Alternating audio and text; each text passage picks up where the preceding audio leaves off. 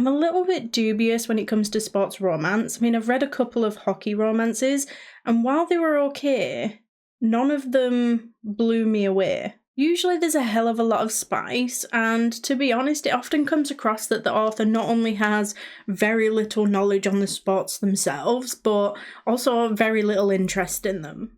Now, I get that people aren't picking up these sort of books to read about the sport, but I don't know, I just expect a little more, and I think that Deep End did deliver with that. These people's lives revolve around their sport, but at the same time, it didn't feel like too much. It didn't get boring. It just aided the story and was a part of it instead of becoming this forgotten theme. Scarlett is a junior at Stanford and a student athlete who specialises in platform diving. She prefers to keep her head down, focusing on getting into med school and recovering from an injury that almost ended her career.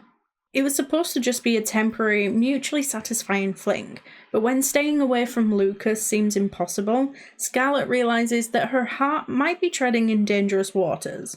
I think if I had to compare this to any other book, it would probably have to be something like Icebreaker, although I do think that Deep End was way better. It had a much better balance between the romance, the sports themselves, and the drama. The chapter lengths were amazing, usually being under that 10-page mark, and I know that I always go on about chapter lengths and you might not care, but personally, I love a short chapter. Like, it almost gives you a little sense of achievement, like, oh look, I've finished another chapter. So, as for the question, would I recommend the book? Absolutely, it's an easy to read, spicy romance with a strong sports theme. I think that if you were kind of about Icebreaker, then you might enjoy this one more.